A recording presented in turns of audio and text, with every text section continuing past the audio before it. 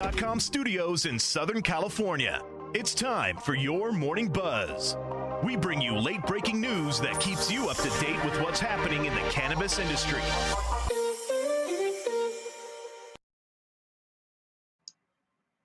All right. Good morning. Welcome to the Trichome's Morning Buzz. It's Monday, May 16th, and here are your top cannabis headlines.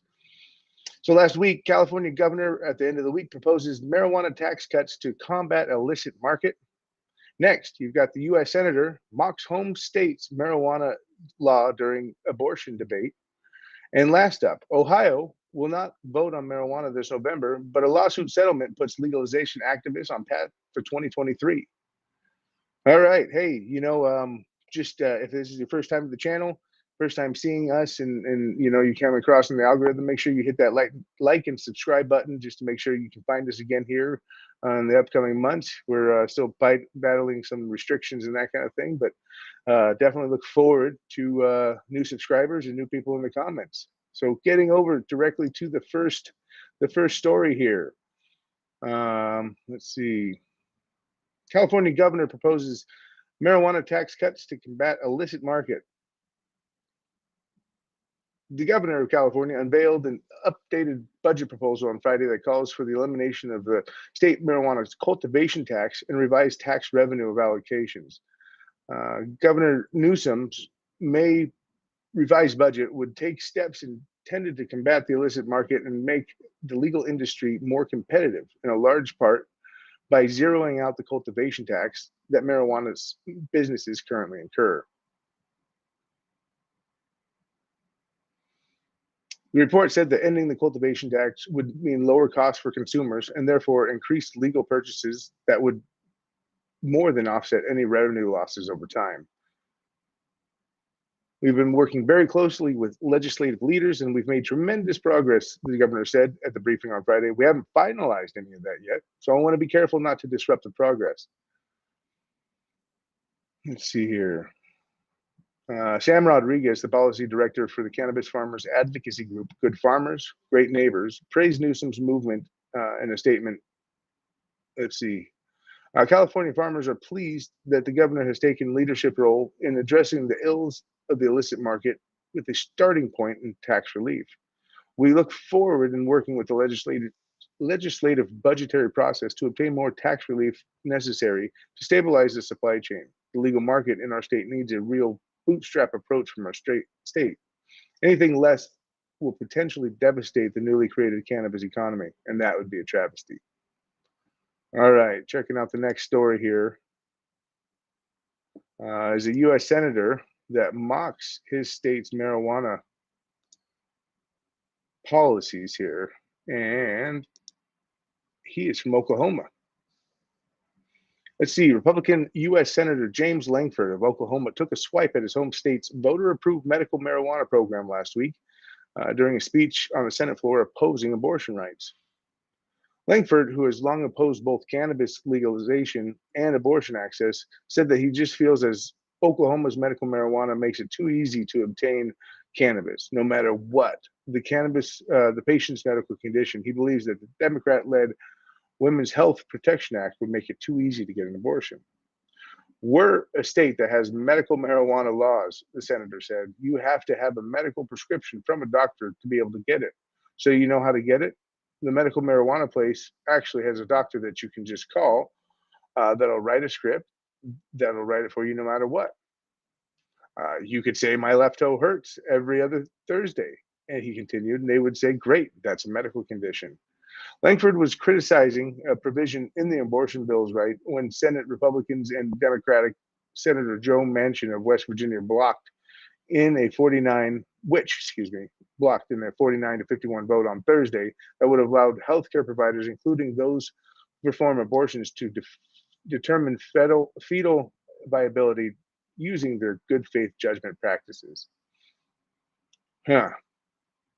Let's see. We get the joke. If a person who's actually selling the product is the one who's prescribing it, that means you could do it at any point. So this bill is not about protecting children prior to viability. This bill is about aborting every single stage of pregnancy. Well, that's not what we're trying to talk about. So obviously he's making fun of the medical marijuana laws and the fact that anyone can get it under the current state laws. This is someone that you might want to be paying attention to, Oklahoma, if you have a chance to, vote and vote with your will. This is someone that you might want to be taking a look at. So let's see. Last up, we have one more state of which the voting public has been speaking, but the state and its authorities are speaking out against cannabis. Ohio will not vote on marijuana this November, but lawsuit settlement puts legalization activists on a path for 2023. In an initiative to legalize marijuana, an initiative, excuse me, to legalize marijuana will not appear on Ohio's November ballot. The campaign behind the measure announced on Friday. But activists did reach a settlement with state officials in a legal challenge that will give them a chance to hit the ground running in 2023. The Coalition to Regulate Marijuana Like Alcohol, the CTR-MLA, filed a lawsuit last month seeking declaratory judgment amid concerns that they might be challenged over the timing of the group's initial signature submission for the reform measure. But while activists had hoped the court would grant relief to enable them to collect additional signatures for the ballot placement this year, they instead reached a compromise with the Secretary of State and legislative leaders that put them on a path to bring the reform measures before voters in 2023. So while basically advocates first needed to turn in a first batch of at least 132,887 valid signatures to the state to initiate a process whereby lawmakers would then have 4 months to consider the proposal and decide whether to act on it. They did that, but the legislature declined to move on with the reform. Without legislative action, after 4 months, the campaign would then need to submit another 132,887 signatures to place the issue on the ballot. So um, without the movement, basically they had to gain double that. That's what they were prepared to do. Until the campaign was made aware of certain conversations among legislative officials and the Attorney General office about whether the state constitution would permit ballot placement, considering a timeline for the initial signature turn-in and certification by the Secretary of State. It came down to a question of whether the activist-led initiative needed to be submitted and certified within 10 days of the start of the legislative session. So, wow. Boils down to you got to mind your P's and Q's. These things are put in place to work against people, collecting signatures, and especially in laws that are states that have holdout states and are holdout laws. They're going to be placing hurdles in front of you. So, coming from the CTR-MLA, the most important thing for us was preserving an opportunity for Ohio voters to decide this issue, Tom Herron said. We are delighted to have reached a settlement, which has preserved our initial signatures, provided the General Assembly with a second opportunity to consider the proposed statute, and established a clear path to a ballot access in 2023.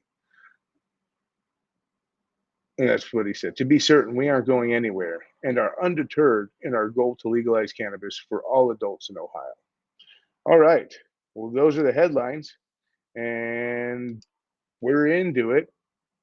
Here we go. Here we go. Everybody's in the comments this morning. Good morning, everybody. Thanks for joining. Joey 420, Southern Charm Vapors, Cannabis Reviews, Little Mac 86, Danny Tomlin, you're here. Not tardy. Stephen Woods, Danny Tomlin, John Phantom, thank you very much. Good to see you. Good to see you. All right, let's see if we got any questions coming up here. Danny Tomlin, the cannabis market is a difficult and stressing business. I want it that all the people have free and safe access, but I'll stay out of the marketing. It's legal cannabis is a pain in the ass. Realistically, it's a big pain in the ass. There's a lot of hoops to jump through, and realistically, there's a lot of extra taxes to pay and all that kind of stuff. So navigating this little landmine ridden field here, what's it called, cannabis, legal cannabis is it's been pretty tough, and a lot of good companies, a lot of good people have gone not by the wayside, but gone down fighting because realistically to pay the taxes and to be able to market yourself against all this incoming money and people that have different funds and that kind of thing, it's a tough thing, especially if you're a smaller purveyor or mom and pop shop, that kind of deal. So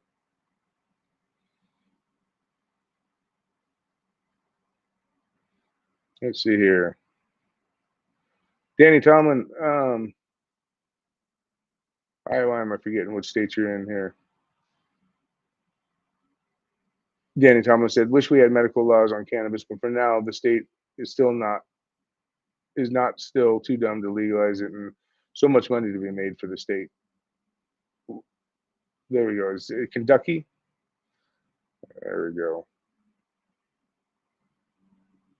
Hey, yes, Wicked Smart. Good to see you. Purple Thumb, what's up?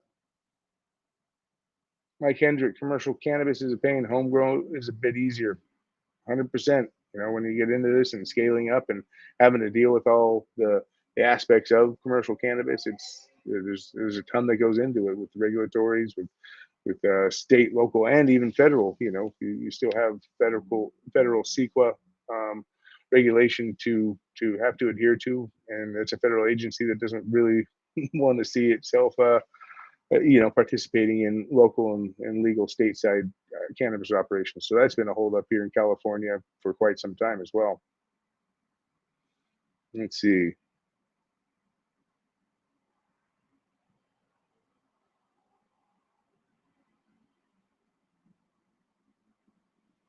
Yeah, Joey 420 and Danny were talking about. That's what I'm saying about Pennsylvania. They're missing out on all the extra money they'll make from legalizing cannabis.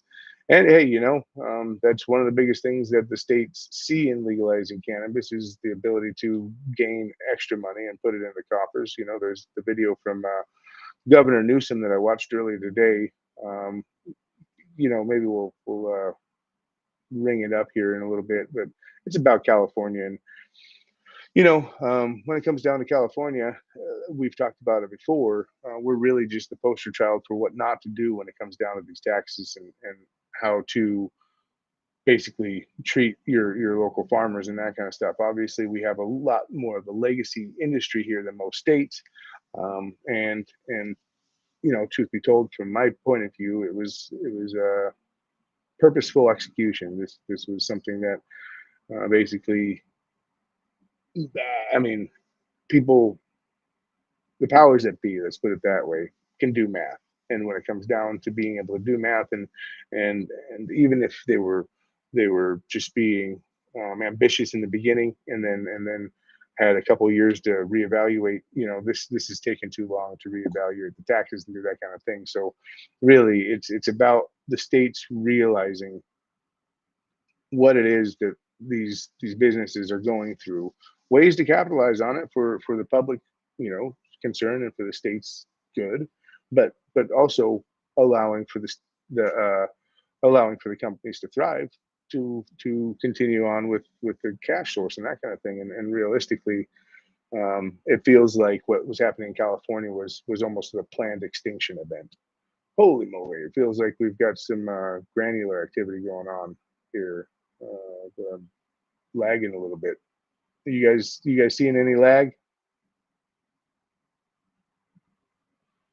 Let's see. Timothy DeMatteis, what is up? What is up? Been seeing you around the community app, of which, by the way, I'm going to be turning on here. I see we just posted that. Going to check into the comments over there. Danny Tomlin, he said in Kentucky, they don't tax medical things, so the only way to make earning off of cannabis is recreational, which I don't see happening soon. No lag here, no lag. Awesome, perfect. It was just on my computer. Thank you guys very much for the feedback. It's fun stuff when the computer is acting up on my side. My production director would tell me to shut down a few of these tabs that I have going on. So right on. Thank you everybody for checking in. I was just seeing myself, and it was tough there to see the blurry cars and all that kind of stuff go by. Right on. Well, I hope everyone had a great weekend. In the way of the news and that kind of stuff, we're going to be looking at a lot more posturing. We're going to be seeing some stuff happening over the next let's call it 3 to 6 months, where basically, yeah, it's probably more 3, 3, 4 months, where you have the posturing of local and state officials talking about cannabis, and it's time to hold people to it, and or um, understand that certain people aren't going to change, and it's time to get them out of office and start working with people who are about change. And that comes in doing what Ohio did and going through the rigmarole of having to gather so many signatures, verifying those signatures, and then making it across the finish line in a time period where essentially, you're adhering with the local statutes and that kind of stuff. So boils down to the fact that it is a well, it's a marathon at this point, right? When it comes down to states' rights, when it comes down to decriminalization and rescheduling, this is we're out in for the long haul. The fact is, cannabis is here. Cannabis is here to stay on multiple levels in many states, and realistically, it's time for the feds to get out of the way, start testing this, and making it so that everybody in every state stands to reason with the same type of federal prosecution, which is none. There shouldn't be anything federally speaking that prohibits people on a day-to-day level to access medical marijuana, and I stand firm on that. I know everybody else does here in the comments, but realistically, that is what we're pushing for. On a state by state level, we have to protect people, because even with decriminalization and even with rescheduling, states' rights are going to prevail, and that's one of those deals as to where, again, it's really important to work on that local level with the people who are doing it. Sometimes the movements might seem small, but until that one movement prevails, you don't know which one's going to take off. So supporting the movements that have the best interest in mind of the patients, the best interest, the best proposed budgets, best proposed rules and laws, the basically the um, legislation that protects those between 18 and 21 as well. Over here and in other states, they are drafting laws that basically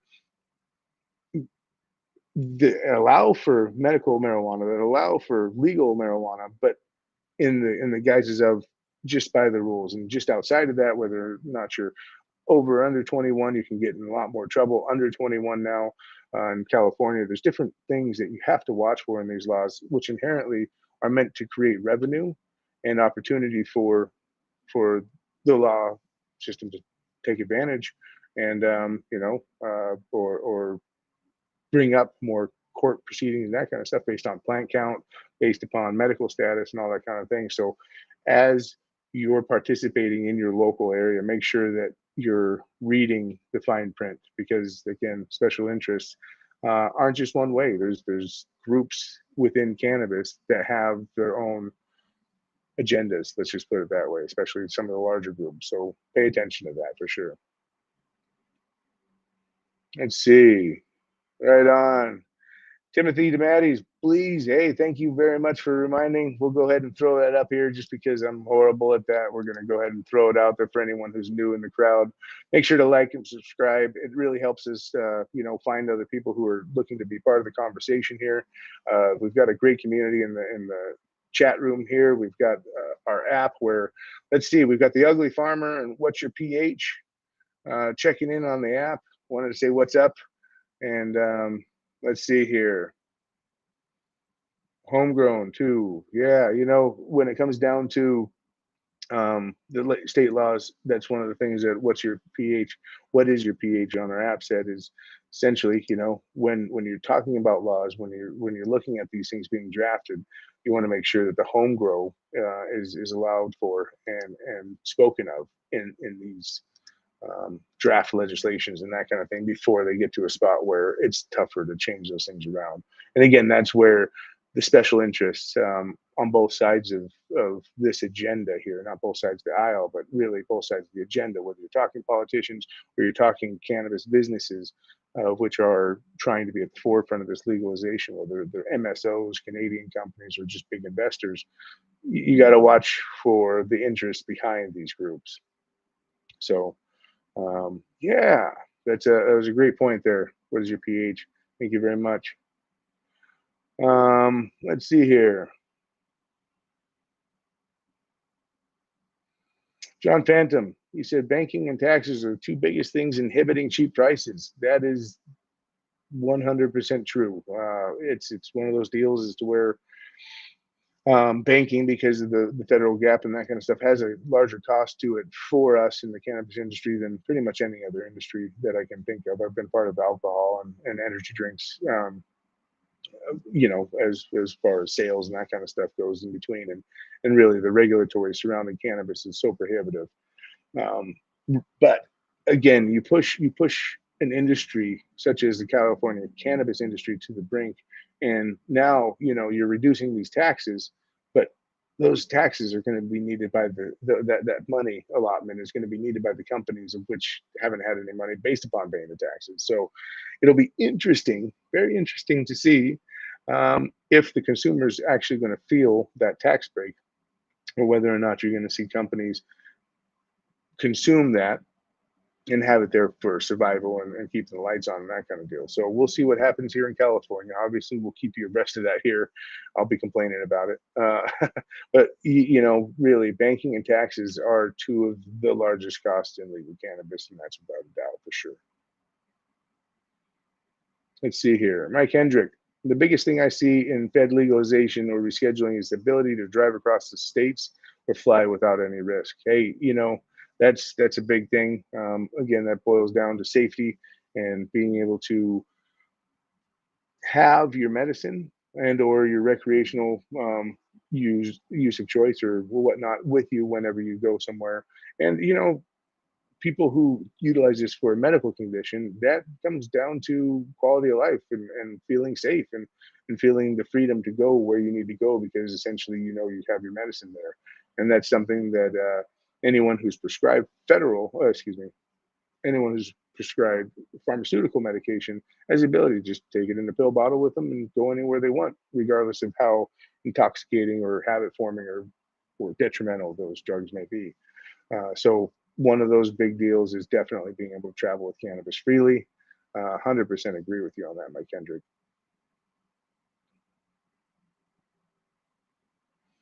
Little Mac 86, I want home grow with caregiver growing similar to what Michigan has for Ohio. I've been in a position without medicine and that's not good.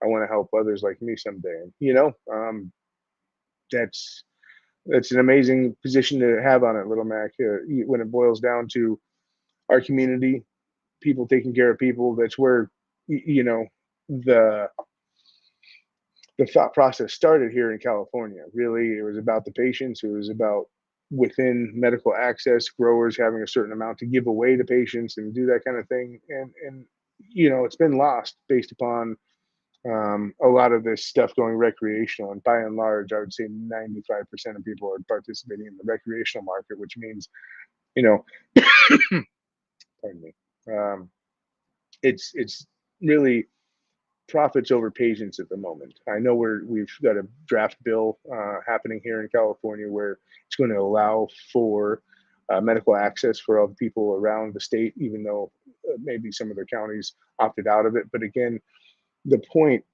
to why most of these states and their constituents got behind um, cannabis was because of someone they know, someone having benefited from the use of cannabis, whether it's, again on an anecdotal level, but it's cancer, it's epilepsy, it's these different medical conditions of which are undeniable. And when you see someone go from having seizures to not having seizures, right, or to having 1,000 seizures a day in certain circumstances, to having under 100, I mean, again, how can you deny people the ability to choose that rather than going with conventional Western medicine or big pharmaceuticals? Let's see here. Wanted to say what up to Pumpkin, Alien Tokes 420. Thanks for joining the conversation over on the app here. I just want to say what up to you guys over on the app. Oh, and I see that Laura has joined us from Texas. Good to see you in the chat this morning. Let's see.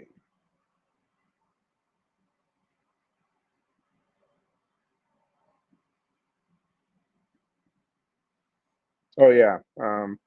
Well, John Fandom, you said I was saying taxes in terms of write-offs, and that's how Amazon gets paid at tax time. Well, there's that aspect as well. When it comes down to the 280E aspect of the federal governance over taxes on cannabis businesses, there are no such things as write-offs in cannabis, and that's a huge thing. Really, within that, it's going to be funny because here in California, taxes allowed certain companies, certain businesses, basically to take small loans from other business distributors. It was supposed to be like alcohol here in California, where distributors paid all the taxes, and at some juncture, the remittance of these taxes was going through, and people would pay when they had to pay, in their minds and on their books, but those distributors didn't have to pay except for maybe quarterly. So a lot of these companies were robbing Peter to pay Paul within that tax system, and really that was where some of the survival is happening. But John, you bring up a great point as far as write-offs. Um, there is no ability to write off any of these costs right now in cannabis, and that is a huge thing. So, as per what Amazon does and how there's different ways to get around this stuff, is there's just literally no way to do that in cannabis right now, unless you're just going to violate tax code and or yeah, get around it, evade taxes. That's the thing. Tax avoidance is what they say, American, right? You pay as little as you can by the letter of the law, and you get as many write-offs as you can and do that kind of stuff based upon what's legal. But basically, tax avoidance and then evading taxes are two separate things. And evading taxes is what you get in trouble for, especially when it's cannabis related or drug related in that form. Let's see. Let's see.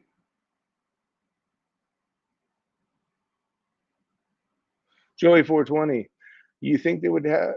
You think that they would be able to prove its ability to heal at this juncture? The anecdotal evidence is there. Really, what the special interests are forcing is the hoops, the hurdles, and the regulations to come down on us as to where it stifles that knowledge, that research, that what's needed, to be available to the public on a large level, widespread level, is it's being impeded by the special interest groups and in the way of it not being rescheduled for research. And that's it. Long and the short, we have enough knowledge of anecdotal science and seeing people, and even one thing where it's approved by the FDA within um, gosh, I'm going to forget the name, but when it comes down to epilepsy and seizures, we know that it fixes that, and that's approved by our FDA. Anybody throw at me what the name of that company is? It's Epidiolex. Excuse me, was the name of the product, and it was under.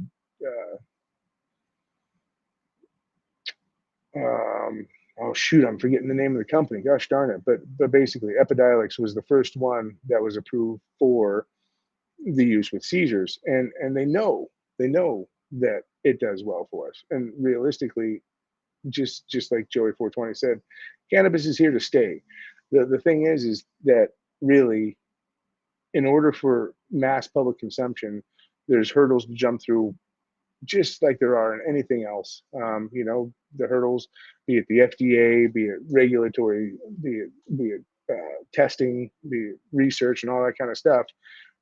Most products have to go through that on some level. Cannabis is just in the limelight, and really, again, there's special interest groups that don't like the thought of losing more market share to what cannabis is becoming, and that's what's standing in the way. We know it's good on anecdotal levels. We know how it helps us on personal levels. What we don't know is at what cost, right? Is really what is the carcinogenic value to the plants I smoke all day? What is the long term detriment to ingesting edibles all day? And really, while I still will hold fast to the fact that it's less of a detriment than anything else we could choose to do in place of, it's about public safety, and this is why these hurdles are there, unfortunately.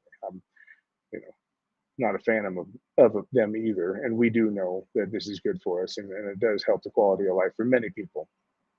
Danny Tomlin says, too many studies showing cannabis heals in so many ways. It's about how they're going to regulate it. Absolutely.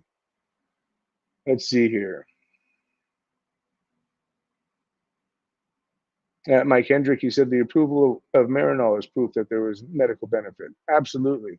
Even though that one, didn't work as intended. I actually was one of the first people when it dropped from triplicate form to duplicate form, was prescribed here in the U.S.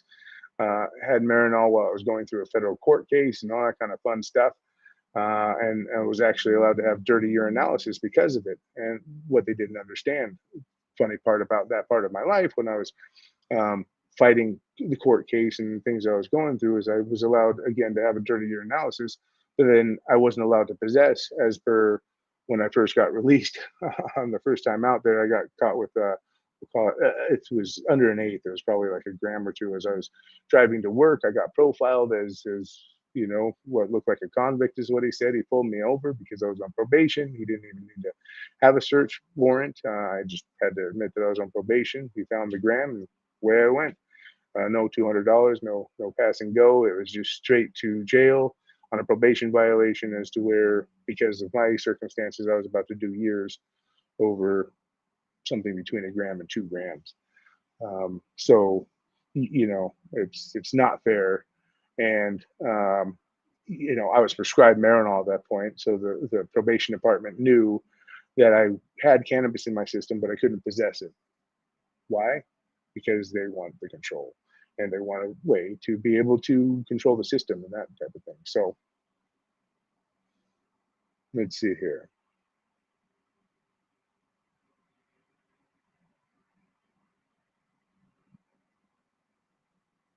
DRS Metal says, watch Dr. Phil on his recent episode on cannabis. It's hilarious. I will have to take a moment to do that, just because, yeah, it's, you know, we got to watch out there for misinformation, people still putting out the rhetoric and things that, you know, aren't necessarily true. I don't know exactly what's said there, or what side of hilarious you mean on that, whether it's hilarious how silly it was, or I'll have to watch.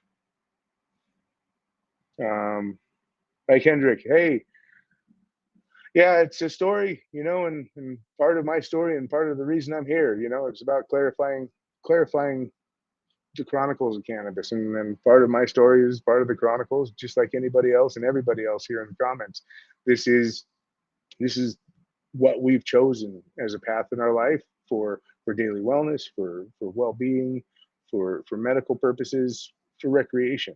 But it's something that we grew up with, knowing something different than what is prevailing as knowledge now, and it's time to get the record straight, so to speak. And so, again, as we're about to sign off here, I want to thank everybody for being here in the comments, being here part of this news cycle. Right now, we've got a lot of local things that we'll be bringing out of the woodwork, and we'll really be trying to go over that the state legislative movements and that kind of thing, until all of a sudden we have federal news or stuff that affects us all. Just because it's a little slow right now, and we try to stay out of the headlines, as far as the salacious headlines or the celebrity driven headlines, unless it's worth talking about. And yeah, right now, we've got, again, like we said in the beginning, we've got a lot of people a lot of states that are posturing right now. We've got a lot of politicians that are trying to get in the last words before these midterms elections. So hey, look into the fine print, look into what they're talking about, and then tune in here and ask some questions. We'll definitely have some more political figures like Steve Hawkins, and people who know and are versed in the political rhetoric that goes on, and are sitting their boots to the ground in Washington, and can help us kind of understand what to look for, what to look out for, and who's on what side. Really important at this point.